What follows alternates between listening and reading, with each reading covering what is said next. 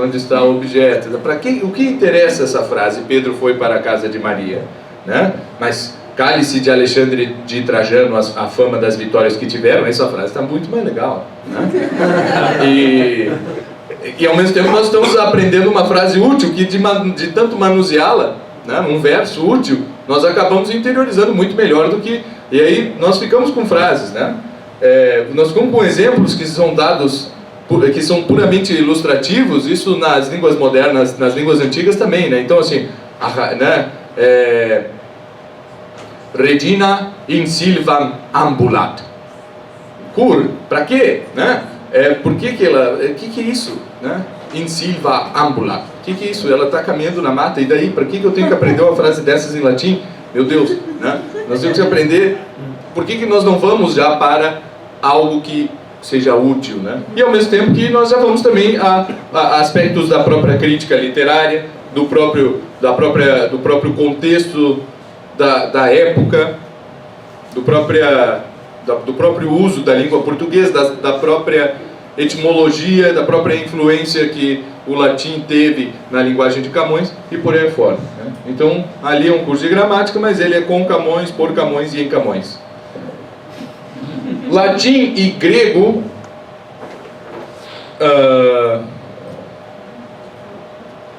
existe, porque muita gente pergunta assim, os cursos da escola clássica vão estar junto lá no programa de artes liberais? Não, são outros cursos, né? A gente botou latim básico para diferenciar. O curso da escola clássica é um curso completo de latim, onde existe uma parte mais de língua mesmo, né? Mas também tanto de latim quanto de grego, mas também de aspectos históricos e usos específicos da língua, e também da leitura perpétua dos clássicos gregos e latinos, né? Aí mais ou menos no mínimo uns 1000 anos aí de história escrita, que nós temos o desejo megalomaníaco de imprimir tudo, né? Então nós o faremos, né? Com a ajuda de todos. Se a gente continuar nesse ritmo, é 25 anos, né? Então, quando a pessoa pergunta quanto tempo demora a escola clássica, até 25 anos, né? Mais ou menos assim. Nós faremos, né? Mesmo que podemos estar sozinhos, mas nós vamos sim ter essa biblioteca em casa, se vocês quiserem, se as pessoas quiserem também podem ter e ajudarão muito, porque imprimir um livro é muito caro, né? Então a gente resolveu imprimir 1000 de cada para que a coisa ficasse um pouco mais barata. Então nós estamos imprimindo os livros e lendo os livros, essa é a questão. Os livros não existem aí. E a gente vê assim, bom, tem muita gente querendo estudar latim e grego, mas não sabe ler, né? Ou melhor, não tem livro para ler. Então se eu terminei aqui o curso de latim, fiz isso, não sei o que e tal, consigo ler, e olha, e estudo, e não sei o que, eu disse, mas para que se não tem nenhum livro nessa língua, né? Então o nosso objetivo foi divulgar. O curso aqui, no nosso programa, é um pouco diferente, certo? Ele realmente tem várias diferenças didáticas, o material didático é outro, a abordagem é outra, certo? E o curso de grego, por exemplo, é de grego koiné, né? Para que possamos acessar as Sagradas Escrituras, alguns autores mesmo pagãos que escreveram nessa língua, e os padres da igreja, e por aí afora, certo? Então, é um curso mais acessível de imediato, sendo que a pessoa vai ter que estudar muitas outras coisas, então é o grego das Sagradas Escrituras, né? Da tradução de Septuaginta e do Novo Testamento.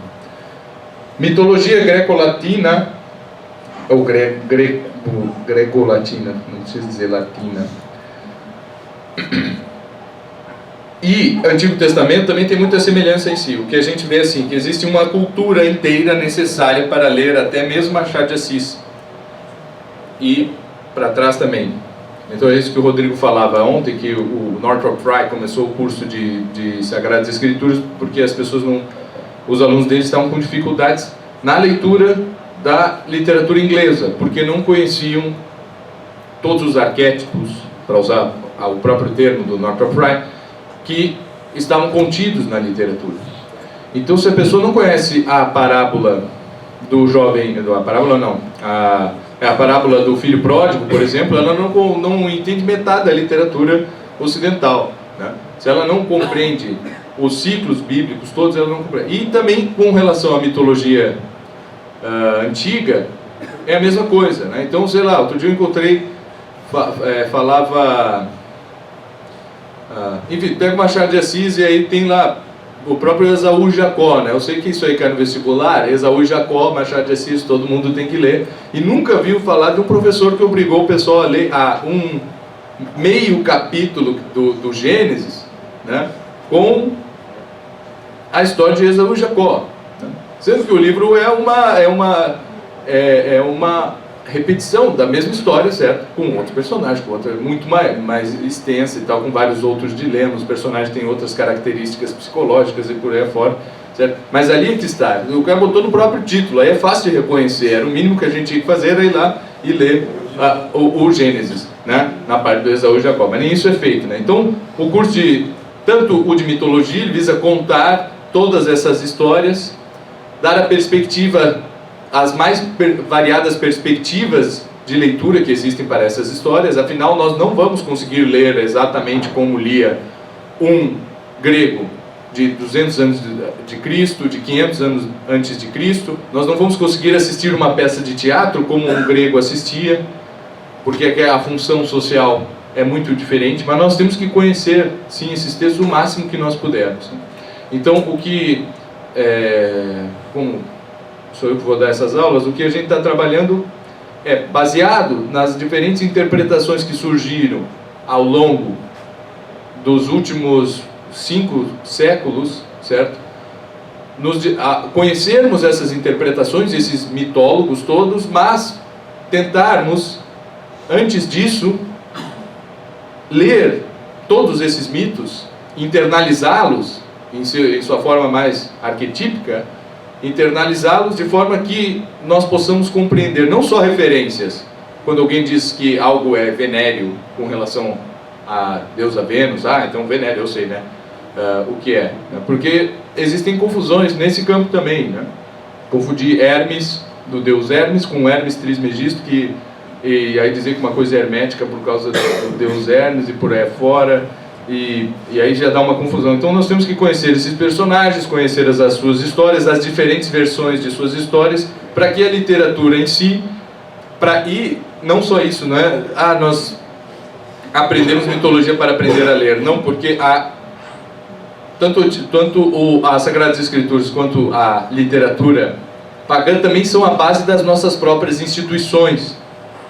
Então, se nós temos hoje, vivemos numa república federativa, onde está a origem disso? Eu digo, para mim está sempre Homero. Onde começou o Brasil? Começou com Homero. Não começou em 1500 e tal. Bom, ali houve algo que aconteceu, mas o máximo que nós podemos rastrear, certo? É o Antigo Testamento e Homero. E é ali que começa a nossa própria civilização. E não, o Brasil começou mesmo com a Constituição de 24, né, 1824. Não, por favor, né? Como assim? O que existia antes? E no que é baseado? Em que língua que é escrita essa Constituição? Né? Em que sistema jurídico que ela é baseada? Claro que não começou ali, certo?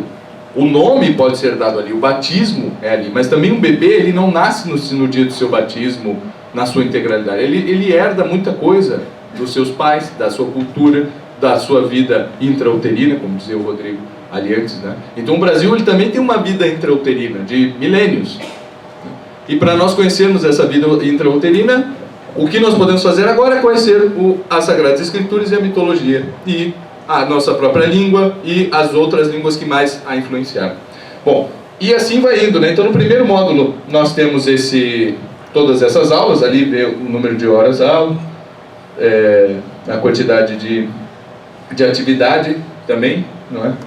Porque não são só vídeos, vão ter também exercícios, textos para leitura e por aí afora. E nós temos então, são 2 anos e meio, né? Então cada módulo é 4 meses, então a gente tem 4 meses em que nós vamos postar as aulas, vamos disponibilizar, depois temos um período de férias, digamos assim, depois mais os outros 4 meses, então em 2 anos e meio nós vamos completar esse curso. É o que nós falamos no primeiro congresso, né? em 2014, dessa necessidade de um ensino médio. E daí eu termino as artes liberais, terminei, posso estudar o que eu quiser? Eu digo assim, não, você não vai terminar nunca, né? Porque se eu quiser estudar Shakespeare, é bom que eu estude inglês, e como vocês veem, não tem inglês aí. Se eu quiser estudar Goethe, Schiller, filosofia alemã, é bom que eu estude alemão, e não tem aqui. Existem, e estudar alemão é estudar filosofia alemã? Não diretamente, talvez indiretamente, mas é importante, certo?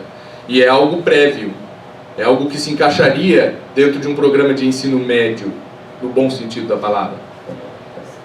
Mas nós não temos aqui, nós não temos como pôr tudo. Então uma coisa era um tempo, na Idade Média, onde as pessoas num mosteiro que tinha uma biblioteca muito boa, tinha 90 livros. Claro, 90 livros, né? E para cada livro eram 8 volumes. Sei lá, uma coisa assim, né? Quantos volumes tinha que ter para ter uma Bíblia inteira? E outra coisa é hoje em dia, que existe muita coisa. E claro, sempre surge aquilo, né? Mas vocês não botaram não sei o que no programa de vocês. Claro, não botamos um monte de coisa. Né? Na verdade, não tem quase nada perto do que existe, certo? Mas é um programa que foi pensado para que, se a pessoa tiver meia hora por dia, as aulas sempre são de meia hora, ela consegue estudar toda semana uma dessas matérias, certo? E em 4 meses ela terminará cada módulo. Perfeito? Então pode baixar aí. Então lá no site vocês vão encontrar todas as matérias. Ele é definitivo, material didático, essa coisa assim. Não, a gente tem trabalhado bastante e mudado alguma coisa. Pois não.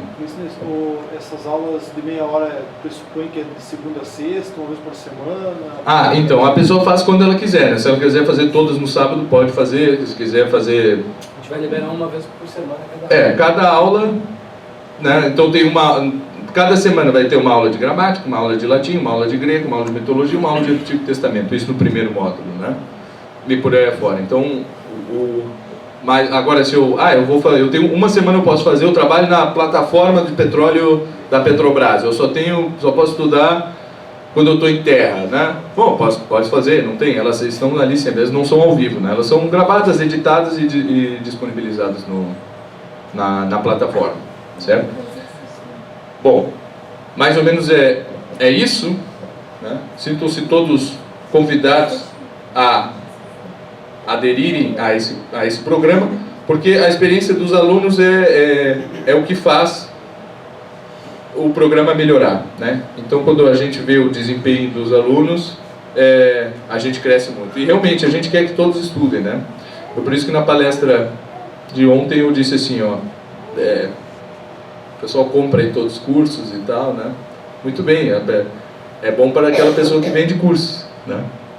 Mas a longo prazo é ruim, né? Porque o cara vai dizer assim, comprei o curso, nem tive tempo de fazer, o curso é muito demorado, ou sei lá o que, né? Então, ao mesmo tempo que para manter um projeto desses, quanto mais alunos melhores, melhor, mas também tem a questão que a longo prazo não. O negócio é estudar mesmo, então a pessoa vai ter que dispor. A gente já fez as aulas de meia hora para ser algum que possa encaixar, né? Eu não tenho tempo, não, meia hora mais cedo todo mundo consegue acordar, né? Então acorda, faz a aula, né? Intervalo do almoço, né? Durante o dia vai fazer uns exercícios, então eu tenho intervalo do almoço, eu tenho 1 hora, bom, eu posso comer em meia hora, não tem problema nenhum, né? E fazer outra. Então a gente, né, buscou, sabendo que a vida hoje em dia é bastante agitada, ninguém tem a disponibilidade de uma vida monástica, pelo menos as pessoas que estão aqui, eu não vi ninguém de hábito. Então a gente tentou montar de uma forma que seja realmente possível estudar, né? Que não seja algo que, enfim, que impossibilite a pessoa ali em termos de carga horária de aulas, de atividades, né? Então,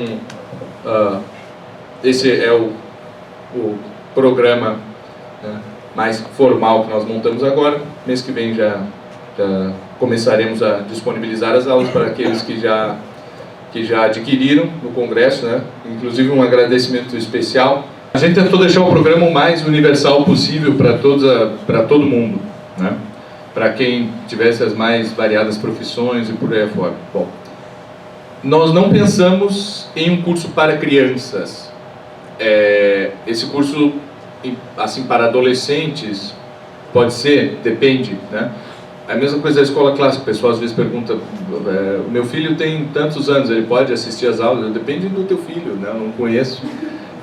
Porque como o Rodrigo mesmo falava, né? Existem diferentes fases e, assim, a infância e a adolescência não é pela idade exatamente que a gente mede a capacidade, o nível de interesse de alguém, e, enfim, é muito relativo, né? Agora, com certeza é um ótimo curso para pais que estão assim, olha, eu queria dar uma ajuda maior em casa para os meus filhos nos seus estudos, essa coisa toda, ou meus filhos não estão indo à escola, eu estou educando-os em casa e tal. Com certeza é um ótimo programa para uma visão, primeiro, global de todo o conhecimento e bem específica daquilo que é base para todos os estudos, independente do que for ser estudado. Inclusive educação física, inclusive informática, inclusive qualquer coisa. Com certeza, para que a pessoa se forme e assim possa melhor formar seus filhos, é um programa excelente. Inclusive pela variedade de professores que, enfim, né? Entre nós, a gente não concorda em muita coisa um com o outro, né? Mas isso é saudável, né? Com certeza é saudável porque a gente vai ver diferentes posições. O bom seria, e quem sabe um dia isso aconteça, que todos os professores dessem todas as aulas de todos os módulos, né? Esse é um dos objetivos. Porque daí a gente vai ver assim que a abordagem de cada um sobre os mesmos temas é muito diferente, mas o tema é o mesmo, e a importância que todos dão para os temas são os mesmos, mas a abordagem é diferente, o ponto de vista e mesmo, às vezes, as teorias aceitas por um e outro são diferentes, né? Por isso que nós vamos ter que fazer isso aí para a vida toda, não tem fim, isso é um trabalho monstruoso, né? Mas, sim, a resposta à pergunta do Joel é sim. Em relação ao material, há alguma orientação mais prática para adquirir, ou fica livre escolha, ou vai ser editado algum material específico? Sim, o máximo de materiais didáticos, a gente botou poucos livros aí do que os realmente são utilizados, né?